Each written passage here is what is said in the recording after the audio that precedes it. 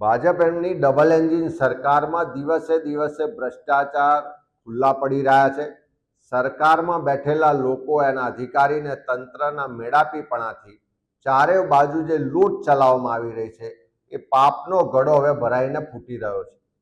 એવી જે કૌભાંડ આજે વડોદરા જિલ્લાના વડોદરા તાલુકાના ખટંબા ગામ છે, ત્યાં લગભગ 6 લાખ સ્ક્વેર ફૂટ જેટલી જગ્યા, જેની આજે માર્કેટ વેલ્યુ ગણવા જઈએ તો 300 કરોડ રૂપિયા કરતાં વધારે થાય, આવી કિંમતી મોકાની જમીન સરકારી અધિકારીઓના મેળાપીપણાથી અને કેટલાક જે દલાલો છે, જે બિલ્ડરો છે, જે ભૂમાફિયાઓ છે, એ એમના મેળાપીપણાથી આખી જમીનનો વેપાર થયો, કૌભાંડ થયું છે.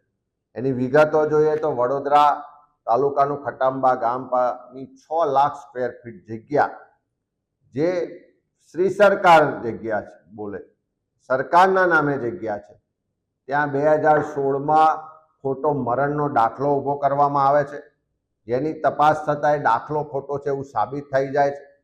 ત્યાર પછી જ્યારે કૃષિ પંચ ને મહેસૂલ વિભાગના અધિકારીઓ દ્વારા આખું એક ગોઠવણ થાય છે કે પેઢીનામું બનાવીને લાવો, પેઢીનામું બનાવવા માટે જન્મનો દાખલો જોઈએ, ત્યારે ડભોઈ નગરપાલિકાના ચીફ ઓફિસરના મેળાપીપણાથી ડભોઈ નગરપાલિકામાં રાતોરાત કોઈ પણ જાતના આધાર પુરાવા વગર એક જન્મનો દાખલો જનરેટ કરવામાં આવે છે. અને જન્મનો દાખલો પણ એવી રીતે જનરેટ થાય છે કે રાતોરાત દાખલો જનરેટ થાય છે અને પછી થોડા દિવસ પછી એ બધા જ ડોક્યુમેન્ટ, તમામ પુરાવા બધી જ જગ્યાએથી નાશ કરવામાં આવે છે.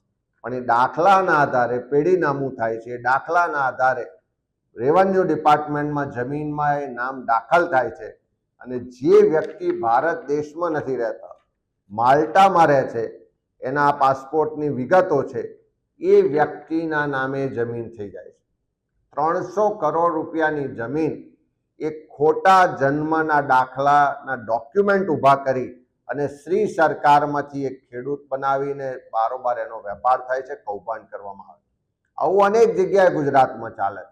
પણ આ ડભોઈ નગરપાલિકાના ચીફ ઓફિસર, ત્યાંના કૃષિ પંચ ને મામલતદાર ને અધિકારીઓના મેળાપીપણાથી કેવી રીતે સરકારી જમીન હડપવામાં આવે છે એનું આ ઉદાહરણ જોઈએ તો સરકાર આખી આમાં સામેલ હોય, સરકારી તંત્ર ફેલ હોય, એના પ્રત્યક્ષ પુરાવા આપણે જોઈ શકીએ છીએ. ત્યારે અમે સરકારને પૂછવા માંગીએ છીએ કે કોણ આના માટે જવાબદાર છે? આ જન્મનો દાખલો કયા આધારોથી નીકળ્યો, કોની સિગ્નેચરથી નીકળ્યો, કોના લોગિન આઈડીથી આ બધું કાર્યવાહી થઈ, એની તપાસ કરવામાં આવે.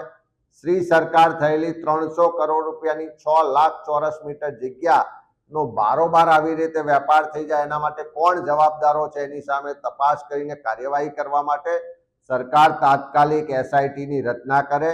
માનનીય મુખ્યમંત્રીશ્રીને પણ કહીએ છીએ કે તમે ખૂબ ગંગાજળની વાતો કરો છો, ભ્રષ્ટાચાર મુક્ત વહીવટની વાતો કરો છો, કોઈને પણ છોડીશું નહીં એવી વાતો કરો છો. તમારી નાક નીચે આ ભ્રષ્ટાચાર 300 કરોડનો થઈ રહ્યો છે, એની એસઆઈટીની રચના કરીને તપાસ કરો. જે પણ જવાબદાર ચીફ ઓફિસર હોય, કૃષિ પંચના મામલતદાર હોય કે જે પણ લેભાગુ લોકો હોય, તમામ સામે કડકમાં કડક કાર્યવાહી થાય એવી માગણી કરી.